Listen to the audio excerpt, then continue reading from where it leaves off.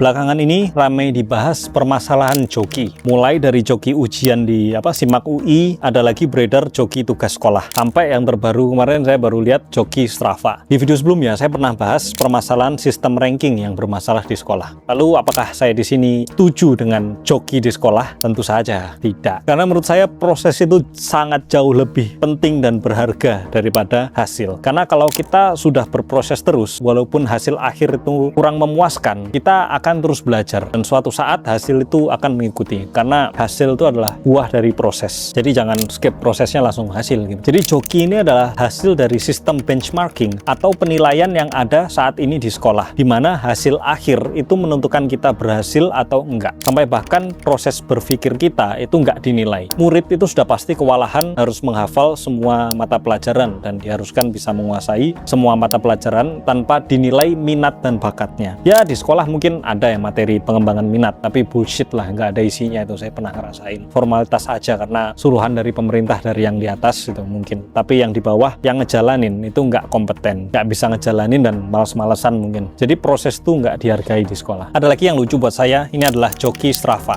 Buat yang belum tahu, Strava itu adalah aplikasi untuk tracking olahraga kita, seperti berapa kilometer kita berlari atau bersepeda juga, berapa kecepatan kita, sampai berapa kalori yang dibakar. Joki Strava ini menggunakan ID kita atau login kita untuk dia pakai lari dan hasilnya di-share ke kita untuk seakan-akan kita yang lari. Ini nggak jauh beda ya dari sistem sekolah yang lebih menghargai hasil daripada proses. Jadi joki Strava ini udah melenceng jauh dari esensi utama olahraga. Olahraga itu kan supaya sehat ya, tapi ini malah jadi ajang pamer hasil yang tanpa melewati proses panjang. Sedangkan buat saya sendiri ya, olahraga itu adalah proses pengembangan diri kita dari waktu ke waktu. Jadi sebenarnya fenomena ini bisa dilihat sebagai bentuk curang dalam olahraga. Mirip dengan penggunaan doping dalam kompetisi profesional. Tapi yang menarik di sini adalah bahwa motivasi di balik praktek ini itu seringkali berasal dari dorongan untuk mendapatkan pengakuan sosial. Jadi sistem pendidikan seperti di Indonesia itu seringkali menempatkan penekanan pada hasil akhir, seperti contohnya nilai ujian atau ranking dan sertifikat atau kertas-kertas sampah itulah, ketimbang proses belajar itu sendiri. Siswa itu diajarkan untuk mengejar angka-angka tinggi dalam ujian dengan mengabaikan pemahaman yang mendalam terhadap materi yang dipelajari. Hal ini menciptakan budaya di mana hasil itu jadi tujuan utama, sementara proses belajar, pemahaman, dan pengembangan diri itu menjadi prioritas kedua. Fenomena joki Strava ini bisa dianggap sebagai manifestasi dari pola pikir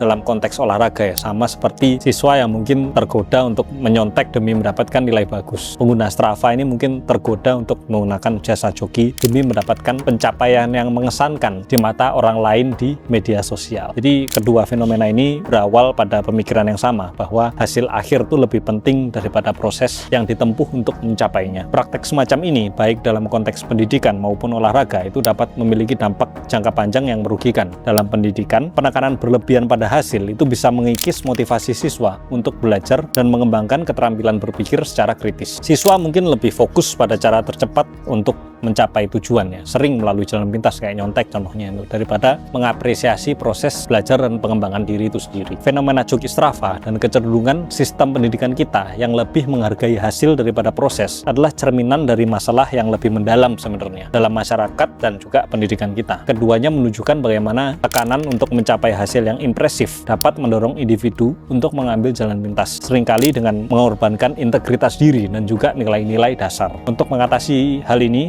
penting buat kita untuk mengubah fokus kita, baik dalam pendidikan maupun dalam kehidupan sehari-hari, contohnya lifestyle olahraga itu tadi. Dari sekadar mengejar hasil menuju apresiasi yang lebih besar terhadap proses dan usaha kita yang terlibat untuk mencapai suatu tujuan. Terima kasih telah menonton video ini.